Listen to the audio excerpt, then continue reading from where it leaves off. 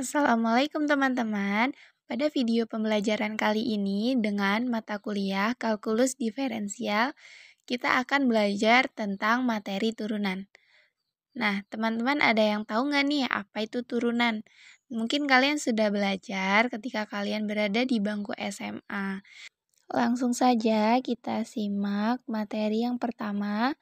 Nah, di sini teman-teman bisa melihat tentang definisi turunan. Kita telah melihat bahwa kemiringan garis singgung dan kecepatan sesaat merupakan manifestasi dan pemikiran dasar yang sama. Laju pertumbuhan organisme dalam biologi, keuntungan marginal dalam bidang ekonomi, kepadatan kawat dalam bidang fisika, dan laju pemisahan kimia adalah versi-versi lain dari konsep yang sama. Pengertian matematis yang baik menyarankan agar kita menelaah konsep ini terlepas dari kosakata yang khusus dan terapan yang beraneka ragam ini. Kita memilih kata netral turunan derivatif. Nah, jadi kata itu pada fungsi dan limit sebagai salah satu kata kunci dalam kalkulus. Bisa kita lihat ya di rangkuman ini. Jadi definisi turunan itu merupakan turunan fungsi f adalah fungsi lain f aksen yang nilainya pada sembarang bilangan x jika f aksen sama dengan lim h mendekati 0 f x plus h min fx per h. Nah, di sini dengan syarat asalkan limit ini ada dan bukan tak hingga atau negatif tak hingga. Dengan catatan, jika limit ini memang ada, dikatakan bahwa f terdiferensiasi di x, pencarian turunan disebut diferensiasi bagian kalkulus yang berhubungan dengan turunan disebut kalkulus diferensial. Nah, jadi kita di sini udah masuk ke materi kalkulusnya. Nah, di sini bisa kita lihat untuk contoh yang pertama. Nah, di sini soalnya terdapat soal misalkan fx sama dengan 13x min 6, carilah f aksen 4. Nah, di sini berarti f-nya itu adalah 13x min 6. Nah, jadi kita bisa menuliskannya dengan rumus di definisi turunan yang tadi. Penyelesaiannya f aksen 4 sama dengan lim h mendekati 0, f 4 plus h min f4 per h sama dengan lim h mendekati 0, di mana f-nya tadi adalah 13. Nah, lalu kita masukkan 4 plus h min 6 min 13, 4 min 6 per h. Maka hasilnya adalah lim h mendekati 0, 13h per h sama dengan lim h mendekati 0, 13. Nah, hasilnya adalah 13. Nah, di sini juga ada bentuk-bentuk setara untuk turunan. Nah, jadi tidak ada yang keramat tentang penggunaan huruf H dalam mendefinisikan f aksen C. Misalkan FC sama dengan H mendekati 0, FC plus H min FC per H. Sama dengan lim P mendekati 0, FC plus P min FC per P. Dan lim S mendekati 0, FC plus S min FC per S. Nah, di sini bisa kita lihat perubahan yang lebih radikal, tetapi masih tetap hanya satu perubahan cara penulisan. Mungkin bisa kita pahami dengan membandingkan gambar 1 dan gambar 2. Perhatikan bagaimana X menggantikan C plus H sehingga X min C menggantikan H. Jadi dapat kita tuliskan f aksen C sama dengan lim X mendekati C, fx min fc per X min C. Perhatikan bahwa dalam semua kasus, bilangan di mana f aksen dihitung tidak berubah selama operasi limit. Dan pembahasan selanjutnya tentang terdiferensiasian mengimplikasikan kontinuitas. Apabila jika sebuah kurva mempunyai sebuah garis singgung di sebelah titik, maka kurva itu tidak mungkin melompat atau sangat berayun di titik tersebut. Perumusannya yang presisi dari fakta ini merupakan sebuah teorema penting. Nah, di sini kita bisa lihat untuk teorema A, keterdiferensiasian mengimplikasi kontinuitas. Jika F aksen C ada, maka F kontinu di C. Nah, buktinya adalah kita perlu memperlihatkan bahwa lim X mendekati C untuk Fx sama dengan Fc. Kita mulai dengan menuliskan Fx dalam cara Fx sama dengan Fc plus Fx min Fc per X min C dikali X min C. X tidak boleh sama dengan C. Karenanya lim X mendekati C untuk Fx sama dengan lim X mendekati C dalam kurung Fc plus Fx min Fc per X min C dikali X min C. Sama dengan lim X mendekati C untuk Fc plus lim X mendekati C Fx min Fc per X min C dikali lim X mendekati C X min C. Sama dengan Fc plus F aksen C dikali 0. Itu sama dengan Fc. Nah, kebalikan dari teorema ini tuh tidak benar. Karena jika fungsi F kontinu di C, maka tidak berarti bahwa F mempunyai turunan di C. Ini dengan mudah dapat dilihat dengan melihat Fx sama dengan mutlak X di titik asal, seperti pada gambar 3. Fungsi ini pasti kontinu di 0, namun tidak mempunyai turunan di sana, seperti yang kita tunjukkan sekarang.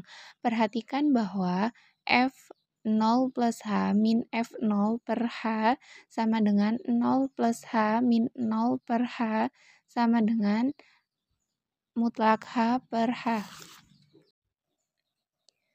Jadi lim H mendekati 0 untuk yang plus, maka F0 plus H min F0 per H sama dengan lim H mendekati 0 positif, mutlak H per H sama dengan lim H mendekati 0 positif, H per H sama dengan 1. Sedangkan untuk lim H mendekati 0 negatif, maka F0 plus H min F0 per H sama dengan lim H mendekati 0 negatif, mutlak H per H sama dengan lim H mendekati 0 negatif, min H per H sama dengan min 1. Karena limit kanan dan limit kiri berlainan. Maka untuk lim H mendekati 0, F0 plus H min F0 per H tidak ada. Karena itu F aksen 0 tidak ada. Argumentasi serupa menunjukkan bahwa di sembarang titik di mana grafik suatu fungsi kontinu mempunyai pojok yang tajam, maka fungsi tersebut tidak terdefinisikan. Grafik dalam gambar 4 menunjukkan sejumlah cara untuk suatu fungsi agar tidak terdiferensiasikan di suatu titik. Nah, ini adalah gambar yang menunjukkan sejumlah cara untuk suatu fungsi agar tidak terdiferensiasikan di suatu titik. Nah, bisa kita lihat di situ F tidak kontinu karena itu tidak terdiferensiasikan, dan F kontinu tetapi tidak terdiferensiasikan, F kontinu dan terdiferensiasikan. Jadi di situ terdapat 3 titik, dan kita tegaskan dalam gambar 4 bahwa turunan tidak ada di titik C. Titik tempat garis singgung tegak. Ini disebabkan oleh lim H mendekati 0, Fc plus H min Fc per H sama dengan tak hingga. Hal ini berhubungan dengan fakta bahwa kemiringan suatu garis tegak tidak terdefinisi. Selanjutnya ada pertambahan. Jika nilai suatu variabel berubah dari X1 ke X2, maka X2 min X1. Perubahan dalam X disebut pertambahan increment X dan biasanya dinyatakan oleh delta X dibaca delta X. Perhatikan bahwa delta X tidak berarti delta kali X. Jika X1 sama dengan 4,1 dan X2 sama dengan 5,7, maka bisa kita tuliskan delta X sama dengan X2 min X1, di mana 5,7 min 4,1, maka hasilnya adalah 1,6. Jika X1 sama dengan C dan X2 sama dengan C plus H, maka bisa kita tuliskan delta X sama dengan X2 min X1 sama dengan C plus H min C sama dengan H. Berikutnya, misalkan Y sama dengan Fx menentukan suatu fungsi. Jika X berubah dari X1 ke X2, maka Y berubah dari Y1 sama dengan Fx1 ke Y2 sama dengan Fx2. Jadi, berkorespondensi terhadap pertambahan delta X sama dengan X2 plus X1 dalam X.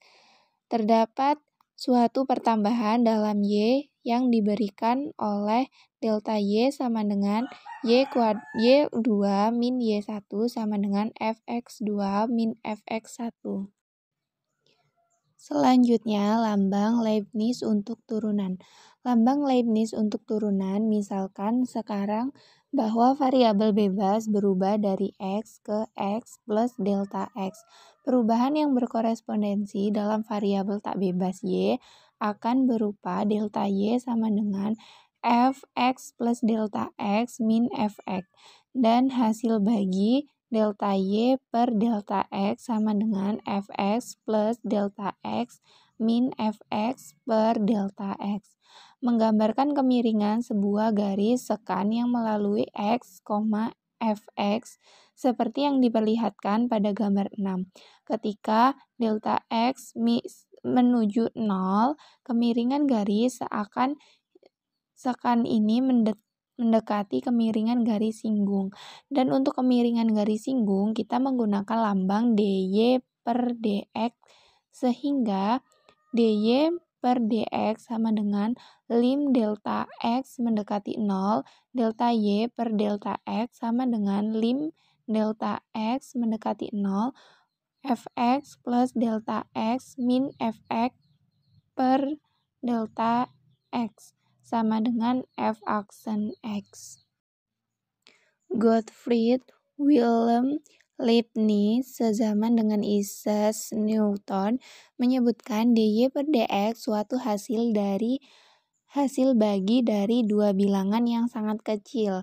Arti perkataan sangat kecil, infinitesimal, tidak jelas dan kita tidak akan menggunakannya. Namun dy per dx merupakan lambang baku untuk turunan. Kita akan sering menggunakannya sejak saat ini. Jadi, dy per dx sama dengan f aksen x bukan merupakan hasil bagi, namun adalah satu kesatuan, sehingga dy per dx itu sama dengan f aksen x. Grafik turunan untuk turunan f aksen x memberikan kemiringan garis singgung terhadap grafik y sama dengan fx pada nilai x. Jadi, ketika garis singgung miring naik ke kanan, turunan positif, dan ketika garis singgung miring turun ke kiri, turunan negatif. Karenanya, kita dapat memperoleh gambaran kasar dari turunan hanya dengan mengetahui grafik fungsi. Baik teman-teman, demikianlah video pembelajaran kali ini yang dapat saya sampaikan. Kurang lebihnya saya mohon maaf. Apabila ada yang kurang jelas, bisa kalian tanyakan pada kolom komentar di bawah ini. Terima kasih kepada teman-teman yang sudah menyimak dan menonton video kali ini. Saya akhiri. Wassalamualaikum warahmatullahi wabarakatuh.